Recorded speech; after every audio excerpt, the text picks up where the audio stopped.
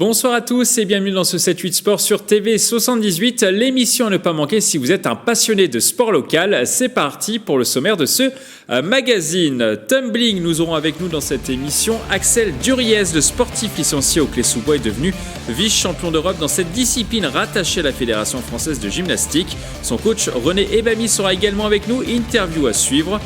Golf, le Linksea Open s'est déroulé pendant 3 jours au Golf National de Saint-Quentin-en-Yvelines. Le rendez-vous a regroupé des amateurs et des professionnels, dont le numéro 2 français Antoine Rosner. Reportage dans quelques instants. Volleyball, Conflans, Andrézy Jouy termine sur le podium du championnat élite. Contrat rempli pour cette équipe qui avait de grandes ambitions en début de saison. Nous aurons avec nous le président du club. L'actualité sportive, c'est maintenant sur TV78.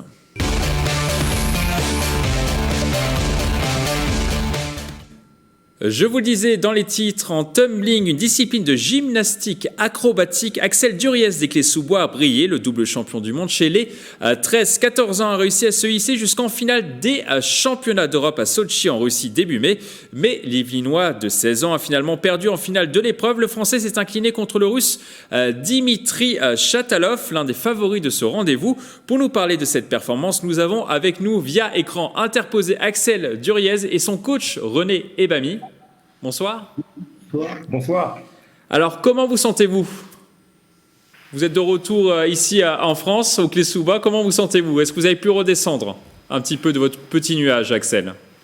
Moi, oui, ça va. Depuis, j'ai repris ma vie normale. Je suis retourné au lycée, et je reprends mes copains et tout ça. Du coup, moi, je suis redescendu, même si c'est toujours une fierté pour moi. Mais bon, du coup, je suis redescendu entre guillemets. La vie normale reprend. Et vous, de votre côté, René ? Je suis dans la même optique. Je suis redescendu de ces émotions. Là, c'est une semaine de repos parce que c'est une semaine fatigante. Une semaine de déplacement comme ça, de compétition, ça n'est rien, mais c'est fatigant psychologiquement. Parce que voilà, il y a beaucoup de pression, il y a des choses qui font qu'on rentre, on est un peu au bout du rouleau. Mais voilà, tout est normal. On prend les entraînements à partir de la semaine prochaine. Donc voilà quoi. Est-ce que vous avez pu bien fêter cette médaille au sein du club également des Clés-sous-Bois ? C'est compliqué parce que je pense que vous êtes au courant qu'il y a les restrictions sanitaires, pas de regroupement. Donc on aimerait bien la fêter, mais on va la fêter. On attend donc bientôt, je pense à partir du 19 mai, ça peut être possible. Donc on compte bien le faire, mais pour l'instant on ne peut pas le faire parce que nous n'avons pas l'autorisation de pouvoir se réunir. Voilà. Donc pour l'instant on n'a encore rien fait. Alors c'est votre première médaille européenne pour votre première participation en finale. Est-ce que c'est une surprise, Axel ? Moi, au début, je partais dans l'optique plus de voir pour me qualifier en finale. Après, si j'étais en finale, voir pour faire une médaille. Comme tout le temps quand je pars en compète, en fait, c'est tout le temps ça mon objectif. Et là, il n'y avait pas de pression particulière sur ce rendez-vous ? J'ai pas entendu. Il n'y avait pas de pression particulière sur ce rendez-vous ? La pression, j'en ai pas souvent, malheureusement. C'est-à-dire qu'en compète internationale, généralement, j'ai pas de pression, je ne stresse pas particulièrement. Et c'est peut-être ça qui fait que ça impressionne les autres, qui se disent que je suis là et que je sais ce que j'ai à faire. Je connais mes séries et je sais les faire, quoi, du coup. Alors, vous finissez donc deuxième de ce rendez-vous. Est-ce que c'est quand même une déception, Axel ? Oui, comme je pense tout sportif qui arrive en compète internationale, le but c'est d'être le meilleur. Là, je suis déçu puisque voilà, je suis deuxième, mais en vrai, à l'intérieur de moi, je suis content parce que j'ai fait mes séries, j'ai fait de mon mieux, j'ai réussi mes séries, j'ai fait le plus que je pouvais. Après, voilà, il a gagné, tant mieux pour lui. La prochaine fois, on verra qui gagnera. René Ebami, est-ce que vous êtes un petit peu déçu pour Axel qui n'ait pas réussi à décrocher cette médaille d'or ? Non, pas du tout. C'est vrai que je m'attendais à ce type de questions et je savais en fait que on allait me demander si je suis pas déçu. Moi, je remets les choses dans l'ordre. C'est que c'est une médaille internationale, c'est une médaille européenne. Donc moi, médaille de bronze, médaille d'argent, médaille d'or. Évidemment, l'or c'est toujours mieux parce que quand on est premier, c'est encore mieux que d'être deuxième. Mais de repartir avec une médaille, je pense qu'il y a plein de ses concurrents qui auraient voulu avoir cette médaille-là qui l'ont pas eu. Donc je suis pas déçu et encore, il aurait raté ses séries. Là, on aurait un regret en disant dommage, t'as pas performé aussi bien que tu aurais pu le faire. Mais là, il était vraiment au maximum de ce qu'il pouvait faire. Vraiment, il a été impressionnant. Il y a eu meilleur que lui ce jour-là. Voilà, on accepte la supériorité de l'adversaire russe qui était là. Et j'ai aussi un petit regret, mais je ne mets pas ça sur son classement. Hein. C'est juste, je pense que le jugement a été un peu dur avec lui sur une des deux séries. Je ne sais pas si je vous ai envoyé les séries. La première, qui est une série qui est pilée, c'est-à-dire aucun pas de réception. Elle méritait d'être notée plus que ce qu'elle a été notée. Maintenant, je ne suis pas juge international. C'est ma vision extérieure ma vision extérieure. Je pense qu'il a pas été noté à sa juste valeur. Bon, après, maintenant, ceci dit, peut-être qu'il y a d'autres fautes que j'ai pas vues et que les juges ont estimé que ça méritait cela. Je n'irai pas contre les juges. Mais c'est vrai que je trouve qu'il était sévère par rapport à ce que moi, j'ai l'habitude de voir par rapport à ce qu'il a réalisé comme série.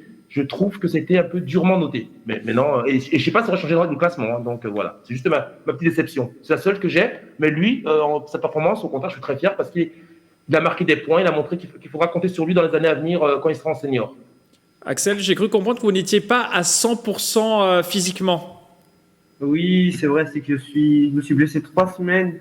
Avant, je me suis fait une subluxation à l'épaule gauche. Du coup, je pouvais pas être en forme, voilà, pour les entraînements. C'était compliqué puisque j'avais mal et on va éviter de forcer dessus puisque sinon ça risque de s'aggraver. Et du coup, c'est vrai que j'étais pas à 100%, mais j'ai fait quand même les meilleures séries que je sache faire encore. Du coup, j'étais pas en forme, c'est vrai, mais j'ai fait quand même de mon mieux et j'ai fait le meilleur que je pouvais faire, même avec une épaule pas en état. Est-ce que vous le confirmez, Dimitri Chatalov qui vous a battu ne vous battra pas 2 fois, Axel? Non, je veux pas, enfin j'espère pas en tout cas pour moi, et mon but c'est qu'il me rebatte pas justement. Mon but c'est de continuer, gagner tant que je pourrais gagner, et après s'il me bat, ça va faire que me donner plus la rage pour la prochaine fois de revenir et de me dire lui c'est lui qu'il faut que je batte 7 fois, et voilà. Alors, je le rappelle, cette discipline n'est pas inscrite au programme des Jeux Olympiques. Elle était seulement inscrite au programme des Jeux Olympiques en 1932 à Los Angeles. Est-ce que c'est un peu dommage pour Axel de ne pas pouvoir briller sur la scène internationale au niveau des Jeux Olympiques?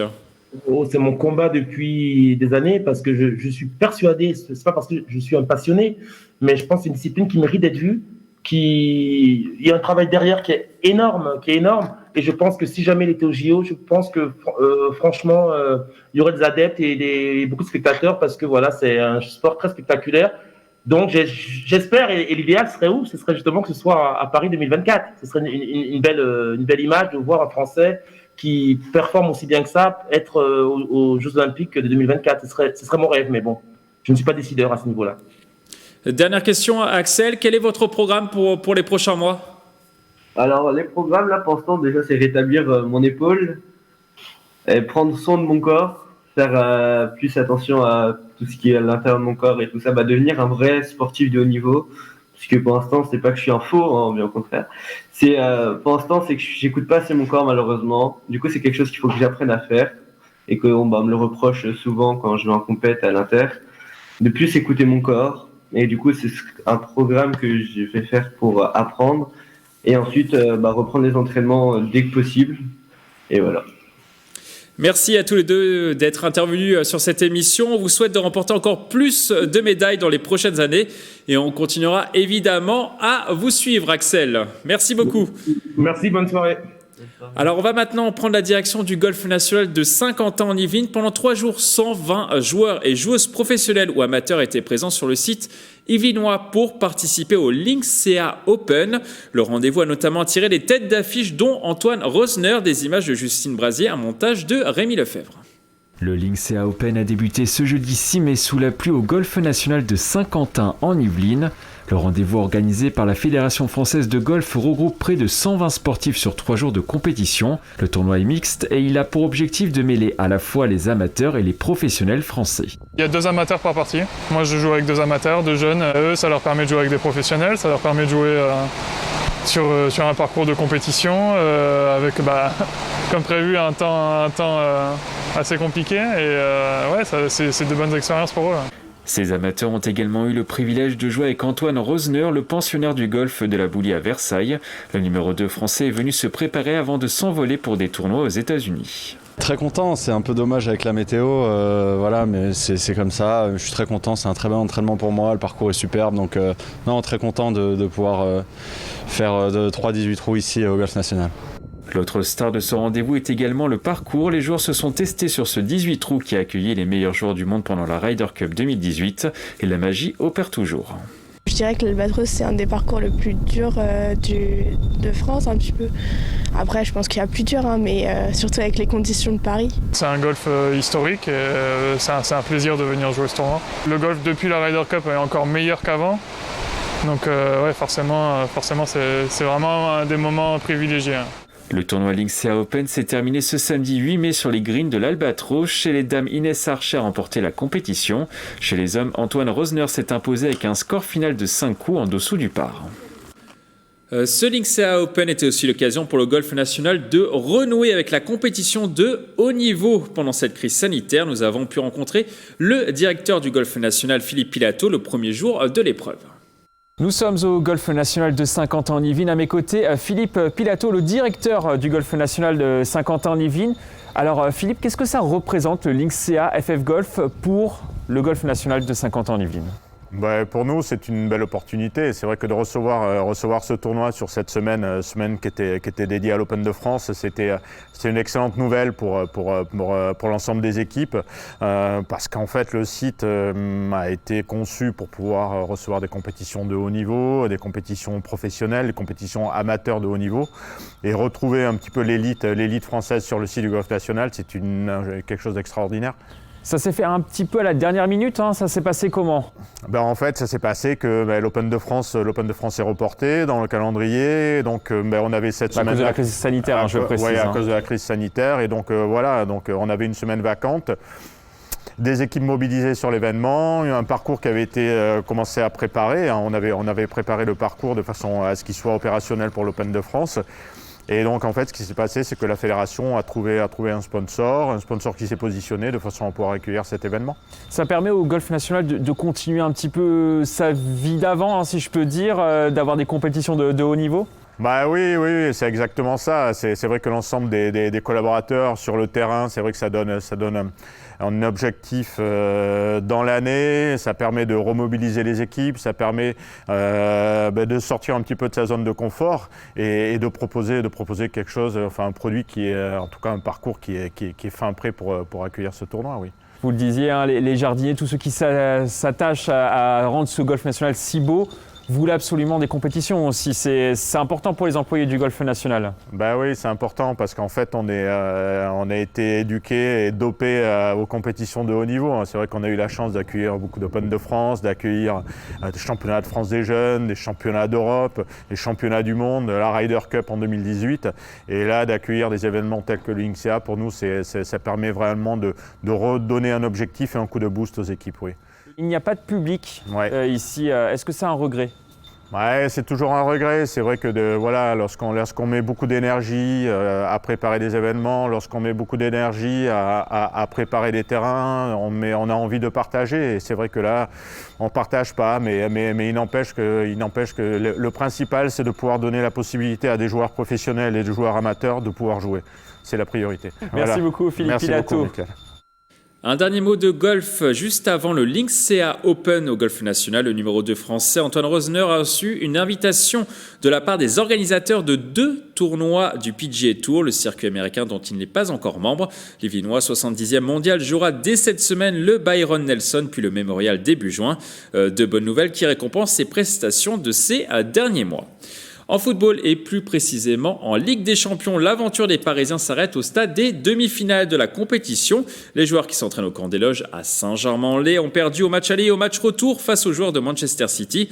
Les Citizens les ont battus 2-1 à l'aller, 2-0 au retour. Les coéquipiers de Neymar ne remporteront donc pas la Ligue des Champions tant espérée depuis l'arrivée des Qataris dans la capitale française. En championnat, le PSG continue à viser le titre, mais les Franciliens ont fait match nul contre Rennes et ont désormais 3 points de retard sur Lille à 2 journées de la fin du championnat. Toujours en football, Walid Mesloub, l'ancien footballeur de Lorient et Lens, a été mis en examen pour recel de blanchiment de drogue. Le joueur originaire de Trappes, aujourd'hui âgé de 35 ans, est soupçonné d'avoir des liens avec l'homme présenté comme la tête du réseau surnommé le Chinois. Cet homme aurait notamment utilisé des voitures immatriculées au nom du footballeur ainsi que l'un de ses comptes bancaires à son insu. Son avocat affirme que Walid Mesloub ignorait tout des activités du trafiquant présumé. En volleyball, le club du nord du département Conflans-Andrézy-Jouy est assuré de terminer sur le podium en fin de saison du championnat élite. Les Éminois sont pour l'instant troisième, donc à un match de la fin du championnat derrière Avignon et Arnes. Et ils attendent le résultat de leur match contre Lyon. Mais le club ne montera pas cette saison. Le club pourrait plutôt tenter l'aventure la saison prochaine. Pour nous parler de cette actualité, nous avons avec nous, via écran interposé, le président du club, Philippe Montondouin. Bonsoir. Bonsoir. Alors, est-ce que vous êtes satisfait de cette troisième place, qui n'est pas encore officielle, mais qui devrait l'être dans les prochains jours? Alors en fait, elle est acquise puisque cet après-midi, j'ai reçu une notification de la fédération qui arrête le championnat. Il restait un match à faire contre Lyon. Et comme il n'y a pas d'enjeu ni pour la montée ni pour les descentes, et que de toute façon Lyon n'aurait pas pu nous rattraper, donc le championnat s'est arrêté aujourd'hui, cet après-midi. On restera troisième, derrière Avignon et Arnes, mais devant des grosses villes comme Marseille, Grenoble, Lyon, et c'est vraiment une belle satisfaction. Ouais. Est-ce que vous êtes satisfait du coup de cette troisième place? Est-ce qu'elle était espérée en début de saison? C'était un petit peu un objectif quand même, il faut l'avouer, en début de saison. Ouais, on avait préparé une belle équipe, on avait un bon recrutement, on avait des bases solides avec des joueurs qui sont fidèles au club depuis un moment, ça tournait bien, donc on s'était donné comme objectif d'être dans le haut du tableau, et on y est à l'arrivée, malgré, vous savez, tout le contexte de cette saison qui a été un peu haché par les reports, quelques blessures qui sont arrivées, un peu plus que les années passées. Alors, il faudra qu'on regarde ce qui s'est passé, mais parfois ce sont des accidents. Et donc, ouais, saison difficile, pas de public aussi pour nous aider, parce que notre gymnase est bien rempli, et puis le 7e homme nous aide bien souvent. Donc, non, c'est une belle satisfaction, oui. Une belle saison, mais un peu différente des autres. Alors, vous étiez plutôt en milieu de classement pendant une partie de la saison, puis vous êtes remonté petit à petit, une remontada, comme on dit dans le milieu, c'est bien ça? Ouais, le début de saison était un peu chaud, on a été obligé de serrer un peu les vis de temps en temps. Voilà, c'est pas toujours le sport, c'est pas toujours que de l'amitié, et puis parfois c'est aussi des réprimandes, et se remettre un peu à appliquer les consignes, à bosser dur en musculation, à respecter toutes les consignes tactiques, parce que je peux vous dire que tous les matchs sont préparés par le staff de manière irréprochable. On a toutes les vidéos, on sait exactement comment jouent les autres, les joueurs voient tout ça. Donc bon, voilà, quelques blessures, et puis ouais, ça tournait un petit peu difficilement, mais bon, après on a remis les pendules à l'heure, les joueurs se sont super investis, et puis les résultats sont arrivés, avec notamment une très belle victoire à Arnes, qui est premier de la poule, il y a 15 jours, qui aurait cru qu'on allait pouvoir battre une équipe qui n'a eu que 2 défaites dans sa saison. À quel moment l'équipe a trouvé son rythme? Est-ce qu'il y a eu un moment précis dans la saison? En fait, juste après les vacances de décembre, ils ont travaillé très fort au niveau reprise. Et puis je pense aussi que, bon, il faut le dire, quand vous avez un nouveau passeur qui prend la place de quelqu'un qui arrive qui était là depuis 6-7 ans, où l'équipe jouait un petit peu facilement parce que connaissance et puis habitude, il a fallu trouver un peu le rodage, bien il est très bon, ça y est pas de souci. Mais bon, c'est un passeur qui venait de Pro B, qui jouait un peu plus vite, avec des habitudes un peu différentes. Et donc, le temps que cet amalgame se fasse, avec quelques petites blessures, on a notre capitaine qui a quand même joué sur 3 postes différents pendant les 3 premiers mois. Donc, il a joué le réceptionneur attaquant, mais il a joué aussi à la pointe, comme on dit, pointu, et puis central. Enfin, on était vraiment dans des situations un peu difficiles liées aux blessures. À partir de janvier, ça s'est bien remis.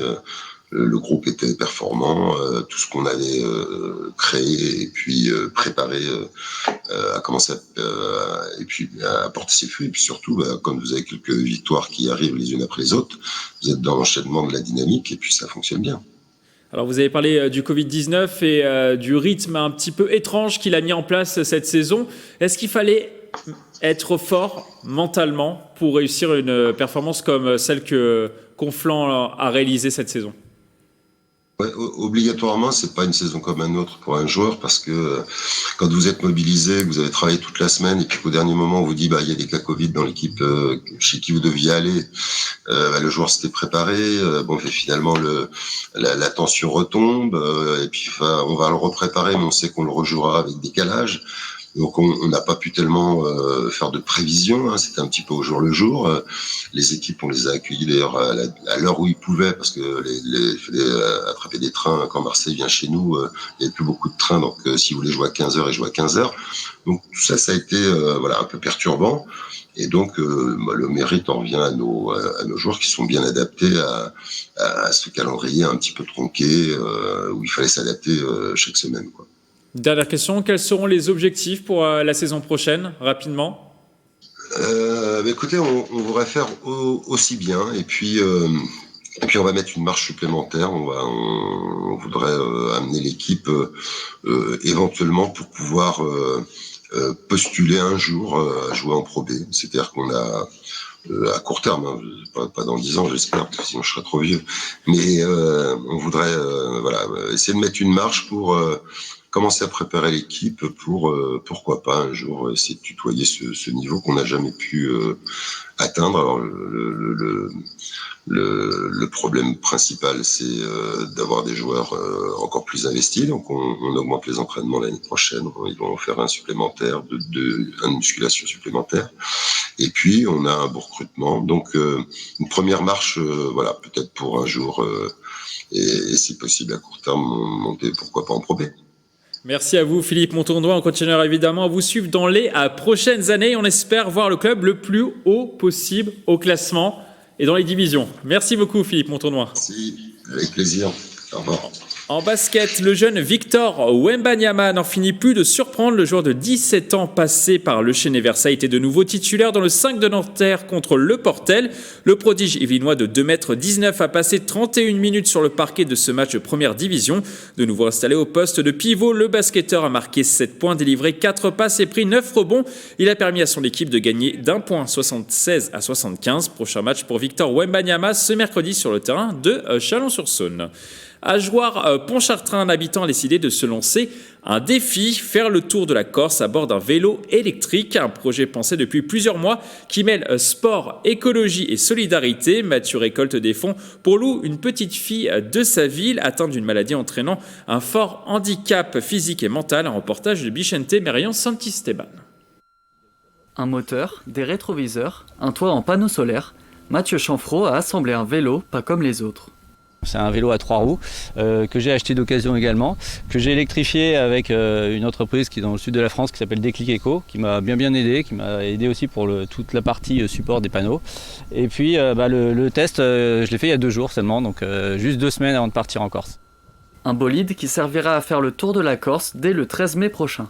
700 km en une semaine pour un dénivelé global de 10 000 mètres. En attendant son départ, Mathieu s'exerce à la maîtrise de son nouveau vélo. Le vélo électrique m'a redonné goût au vélo, m'a remis en forme. Aujourd'hui, je fais des distances de 80 km en VTT que je ne faisais pas avant. Donc ça marche dans les deux sens en fait. On peut passer du vélo électrique au vélo bio et du vélo bio à l'électrique. Une expédition pensée en novembre dernier avec un ami dans laquelle il manquait quelque chose. Moi, il me manquait une dimension un peu humaine, une dimension utile à ce projet-là. Et donc j'ai parlé à Nico que j'avais vraiment envie d'essayer de trouver quelqu'un qu'on puisse aider en fait. Pas forcément une grosse association un peu impersonnelle, mais quelqu'un dans notre entourage, dans notre village. Et c'est un peu le hasard ou je sais pas. Ça s'est passé un peu naturellement. 2 jours après, je suis tombé sur un post sur Facebook de Emeline Huet, qui est la maman d'une petite fille polyhandicapée dans Joire-Pontchartrain, dans un hameau qui est juste à côté. Et donc j'ai pris contact tout de suite et on s'est vu le lendemain et ça a accroché. Mathieu a décidé d'utiliser son projet pour médiatiser la maladie de Lou, 6 ans, atteinte du syndrome de Rett. C'est la maladie qui touche le plus de petites filles en France. Le côté sportif nous a tout de suite plu parce que nous, on est une famille de sportifs. On a été un petit peu bloqués par le handicap de Lou pour pouvoir faire plein de choses. Et malgré son handicap, c'est vrai qu'on fait encore beaucoup de sorties vélo. Donc en fait, on accroche sa poussette au vélo de Ludovic la plupart du temps. Une cagnotte participative a été mise en place pour soutenir les traitements rares et coûteux de loup. Le premier palier à 2 000 € pour un fauteuil permettant à loup une assise confortable a été atteint. Maintenant, la cagnotte participative aide au financement de l'école Équithérapie, un ensemble de soins physiques et mentaux par les chevaux. Encore un mot de cyclisme, la ville de Mantes-la-Jolie a reçu le nouveau label Ville à vélo du Tour de France, une distinction qui récompense 80 villes françaises et européennes qui ont reçu au moins une fois une étape du Tour de France depuis sa création en 1903. Concrètement, les communes vont avoir une pancarte dans leur rue sur le modèle des villes fleuries. La ville de Mantes-la-Jolie aura 2 vélos sur 4. La ville yvelinoise avait notamment accueilli le Tour de France en 2020. Et on termine par un rendez-vous. Une course connectée solidaire est organisée par la ville de Voisins-le-Bretonneux. L'événement est programmé de ce dimanche 23 mai au dimanche 30 mai. Le concept, vous pouvez faire du sport seul ou à plusieurs quand vous voulez pendant cette période. L'objectif est de faire le plus de kilomètres possible à pied ou à vélo. Votre effort permettra de collecter des dons au profit de la boutique alimentaire à Baliski de Saint-Quentin-en-Yvelines. La ville remettra un cadeau aux participants. Plus d'informations sur le site internet de la commune. C'est la fin de cette émission. Merci de l'avoir suivi. À bientôt sur TV 78.